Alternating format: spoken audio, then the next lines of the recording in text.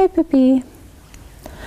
Welcome to Thriver TV, the place to break free from narcissistic abuse with quantum tools and understandings.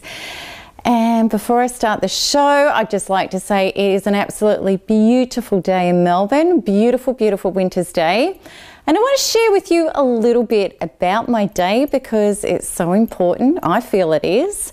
Today's been awesome. Feeling great, got up, went for a run, sat and did some blog posts and some correspondence with people in my 3 Keys Thriver group. Met a gentleman here for evaluation on this property because I've just purchased another one that I'm going to be doing up as well. And then went and had a pedicure, came back, doing this video now, and then I'm going to go for a drive in my new car with the roof down to go and see a beautiful girlfriend, Sharon, after I've done this. Now, there's a really good reason that I wanted to share with you how awesome all of that is, and it's only midday at this point. This is the start of my day. It's amazing. Is because I used to, as a result of narcissistic abuse, I used to be crippled on my couch. I was 37 kilos. I couldn't function. I was in constant trauma. I was getting through my life minute to minute, second to second, with the agony inside me that was so bad I didn't even know how I was going to exist or keep living. This is why I am so passionate about these videos and the work I do and all of the free resources I put out there, is because I want my life to be everybody's life. I lost everything as a result of narcissistic abuse, and even in my second narcissistic abuse relationship, I lost decades of work again. So I want you to know, and I was 40 and then I was 48 years of age. So I really want you to know that when we follow specific processes to get the trauma out of our bodies, to really meet ourselves and self-partner and up-level, the results are incredible and they can be very, very fast. I'm only a few years on from my last narcissistic abuse experience, which broke down when I was 47, 48. I'm nearly 50 now. My life is amazing, and I know that your life truly can be as well. I really passionately know that. So today, what I want to do with Thriver TV, which is the place to break free from narcissistic abuse with quantum tools and understandings, is I want to talk about another one of our susceptibility to narcissistic abuse. And this one is big, and I will even go as profound with the understanding of this, to say that it really is an underpin for everybody that has experienced narcissistic abuse for any significant amount of time. So narcissistic abuse is huge. We all know it's very, very painful. And the underpin that I believe that can really hold us stuck in it and trapped in it is scarcity consciousness. This is a massive susceptibility, and it's really common. It's universal, in fact, with people that have suffered narcissistic abuse. So when we're in scarcity consciousness, what it means is that we don't believe that life has got our back. We don't believe that there could be anything better than what we're experiencing. And we think that the thing or the person that we're experiencing has the ultimate potential of being what we need to have love, approval, survival, or security. And we don't think that we can get it from anywhere else, that we have to make this thing or this person work in our life. And what scarcity consciousness is really about, it's about the undeveloped parts of ourselves that haven't yet recognized or understood or anchored into that we can be a generative source of our own experience. So this is very much about a product of our ego, scarcity consciousness. It's a belief in the evidence of the past, which hasn't supplied us with what we wanted and what was going to make us fulfilled. So therefore, the ego will tell us that it's not coming from any new experiences.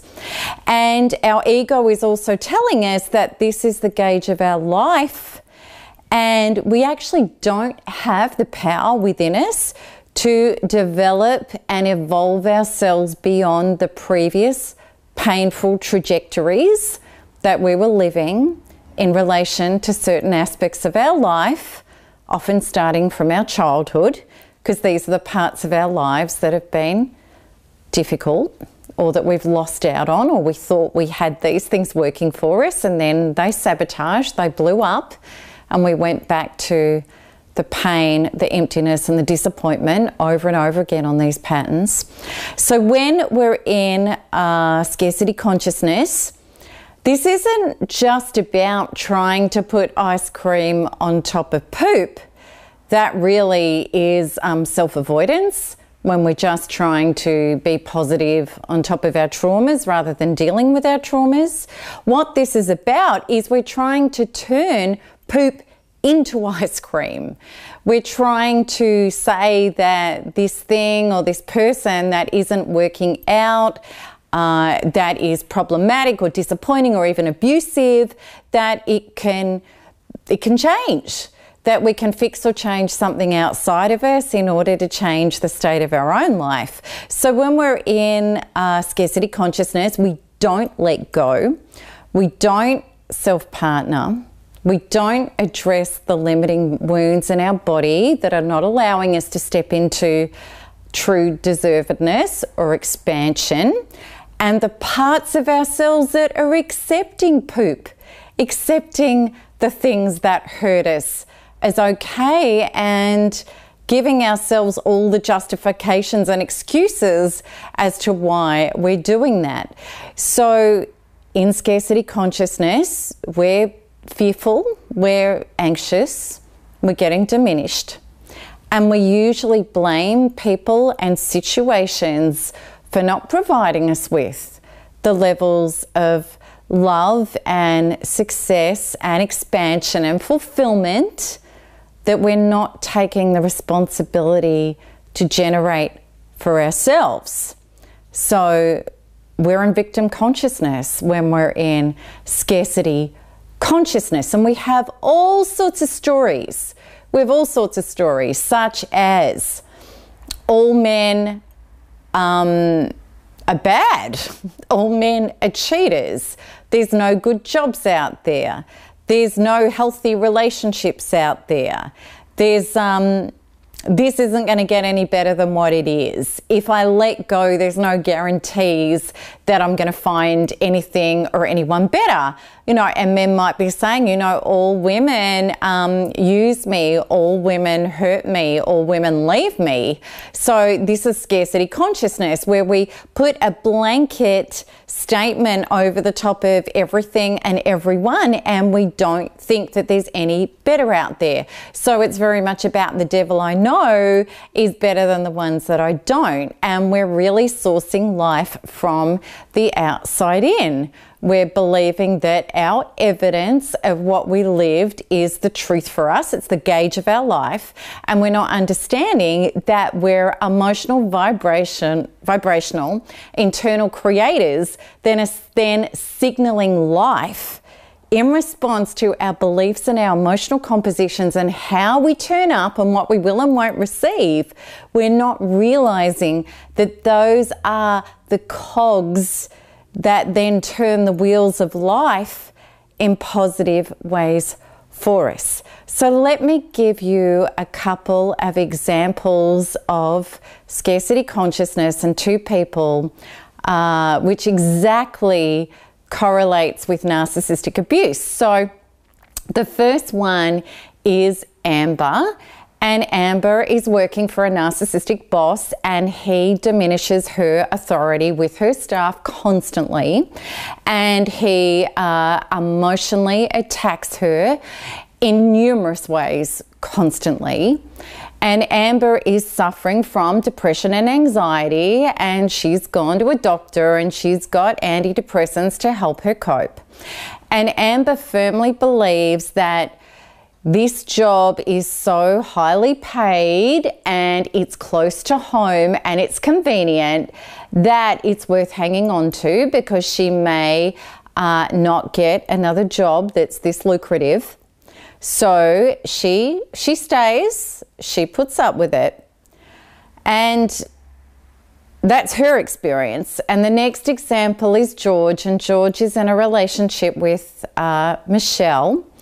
And Michelle is constantly working. Michelle has never introduced George to her family. Michelle won't commit to George. She's always unavailable. And she says the right things, but the actions don't meet the words at all. And George hangs in there. He believes that he hasn't met anybody like Michelle for years, where there's that level of compatibility and common interests, and he's so incredibly attracted to her. And he's hanging on. He refuses to let go. He plays it safe and is incredibly supportive and gives her space. He even knows that she still sees an ex-boyfriend, which she's admitted that she's not over, and she's trying to get closure with him so that she can move on. So what happens in scarcity consciousness is we live in potential. We ignore the facts as they are. Our head gives us all sorts of excuses and lies and stories to hang in there. And we don't listen to the language of our soul, which is our emotions, which is our connection to the field and truth and infinite intelligence and the generation of a true and real life. We don't listen to any of that when our emotions are screaming wrong town.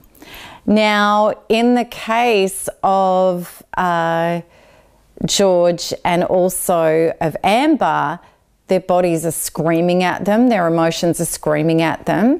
Amber is being diminished every day. She's in more and more, losing more and more pieces of herself, more and more self-confidence, more and more self-respect. And she's lying to herself. The lies that she's telling herself is that if she just hangs in there and does a good job, one day her boss will recognize it and he'll stop harassing and bullying her, or he might move on from the job one day. And she also, part of her justifications to herself is, well, I'm on antidepressants now, so obviously that is buffering me from the abuse. It's stopping me getting as hurt. And George is lying to himself constantly. The lies he tells himself are, if I just hang in there and I'm just really supportive and I don't put pressure on her, she's going to heal away from her ex-boyfriend and she's going to come into my arms and into my heart and be my partner. So, and the reality is life and the quantum level of life has a very, very absolute and powerful system. And that system is wherever we are having a relationship with ourselves is the relationship that we're going to generate with life. So both of these people in scarcity consciousness are selling themselves out, selling themselves short, allowing themselves to be abused. They're ignoring their inner beings and their emotions, which is self-abuse. And a lot of us did it. We didn't realize we were doing it because we were taught to make excuses and live in potential. So they're treating themselves in ways that life can only show up and give them more of the same. So the boss is not going to morph into a great guy. He can't in Amber's quantum reality. That's just not going to happen. And with George, he's not going to have Michelle all of a sudden commit to him and show up as his perfect partner, because he is not a perfect partner to himself in any shape or form. So in scarcity consciousness, we tend to believe in statistics, our past, probabilities, and it's got nothing to do with that. The reality of Amber and George has got nothing to do with statistics, their past, probabilities, partner and job potential, markets at the time. It has nothing to do with any of that. What it has got to do with is their own inner identities, their own emotional compositions, where their inner beliefs are aligned to, where their levels of deservedness are, how much they're going to take a stand for their truth and become a generative source of their own truth. That is what creates our realities. And until we do that, we live in these diminished, lesser than levels of ourself where we think we're playing it safe. Scarcity consciousness is about living in uncomfortable comfort zones. So I'll hang on to this and try and make it work because I don't want to take any new risks. And when we're doing that, our comfort zones get more and more uncomfortable because life, our soul, and our emotions, in collusion with each other, have got a very specific agenda to steer us into our highest and our best self. And it's our emotional gauge that is telling us whether we're on track or we're off track. Pema Chodron had a beautiful saying which went something like this, that life will not let up what it's doing to us until we learn what we need to learn. And Matt Kahn says something very profound too. He says that life is going to evict us out of something that's not a soul truth for us. So what happens is life raises the ante, the pain gets more intense, the drama and the trauma gets more intense because life is saying, wrong town, you are not living out a situation or a relationship that is serving your highest and truest self. You're hanging on to it for the wrong reasons. You haven't yet realized your expansion, your freedom, your ability to be a creator in this game, instead of just thinking that you are subservient to what life dishes up to you. You're not. We're all powerful creators. So in both in these situations, you know, for Amber, regardless of the medication she's taking, her emotions are getting more and more traumatized. And for George, no matter the lies he's telling himself, he's becoming more and more emasculated, more and more diminished, losing more and more self-worth and becoming more depressed and anxious. We know when we're off track, when we're depressed and anxious. So, you know, why do we do this to ourselves? Why do we do it? The reason why we do this, and I know I did it awfully in narcissistic abuse. I was so in scarcity consciousness. I was terrified about surviving myself. I was terrified about generating a life of love, approval, security, and survival for myself. I had massive abandonment fears. And the reason is because I was a wounded child in an adult body, showing up as a child, trying to get a parent to take care of me, to take all of my fears and my insecurities and my traumas away for me. And of course that didn't happen. All I received was more evidence of the traumas that I was self-avoiding, that I wasn't healing and up-leveling for myself. So when I did that, this is the life I live now, that is just total freedom and joy. You know, I'm out to dinner tonight. I'm doing a wonderful webinar with thousands of people from all over the world tomorrow. Friday, I've got an interview with Hay House Radio. I'm living the life of my dreams. And that wasn't by chance. That wasn't just by luck. That was from purposeful design of doing the work in my body on my traumatized, young, inner, unresolved parts so that I could release them and create the space to anchor in being an empowered, unlimited, adult with space and joy and inspiration and freedom in my cells, which is all of us. All of us, it's our organic state without our traumas. So this is how we evolve this stuff. This is how we get out of scarcity consciousness into being unlimited.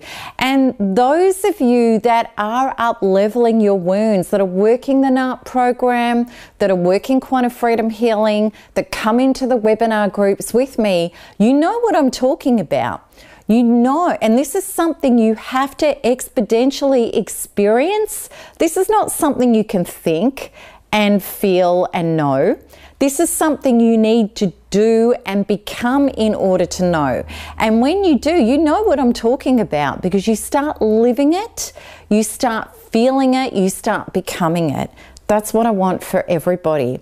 So let's have a look at the up-level versions of Amber and George. This is how it went. And I work with these people every day. So this is just a really common experiences. So Amber went inside to actually self-partner, meet and confront this pattern in her life where she was okay and hanging in there to be abused while abusing herself. So when she self-partnered and she went inside, what she found out was there was a 2-year-old part of her terrified of authority, terrified about asserting, putting her best foot forward because of the fear of annihilation. This is what this was all about. So Amber up-leveled those parts. She was able to release them and adult in her anchor in her adult true self. And she was able to show up with her boss no longer as a traumatized 2-year-old, but as an adult woman, very clear, very calm, very direct, not attached to outcomes, just being the cause, the mission of honoring herself without fear. And when she showed up to him, she stated that she would no longer accept these certain conditions from him. And if they continued, she would start looking for another job. Now, what happened is Amber's boss backed off. He picked easier targets to start abusing and left her alone. So then Amber, even from there, expanded even further. She started to realize that in this new empowered adult sense of herself, she wanted even more than she was experiencing in this company. She started looking for even more prestigious jobs and vocations. And that was exactly where she ended up going. Now, George, when he realized that this part of him that was accepting not to be committed to, not to be loved healthily, was okay, he realized that that was actually really malfunctioning and not healthy. He confronted his inner being. And when he went inside, he found out in his subconscious programming that he had a mother that was never available. She was always busy with her career. She was busy with other people. She had much more time for everybody else than George. She was never emotionally available for him. And when he up-leveled those 4-year-old wounds, what happened is he organically came into a deservedness of love for himself, which meant that he needed to be matched with it from the outside. He firmly realized that the reason that he'd picked Michelle is he was repeating his childhood wounds so that this time he would have the ability to evolve beyond it and to get onto a trajectory of something so much healthier and loving for himself, rather than repeating his childhood. So he showed up with Michelle. He told her the truth about what he wanted, what he needed, what he would and wouldn't accept. Michelle still gave him the dance, still gave him the runaround, and he was very clear, very able to let her go and know that this wasn't a match for his deservedness and for his adult, healthy love needs. He then, not long after that, within 3 months, met a woman who firmly committed to him, a woman that he was even more attracted to than what he was with Michelle. So these are our truths that we need to look at. And we need to understand that What we're generating in our experience has got nothing to do with the outside. It's got everything to do with the inside.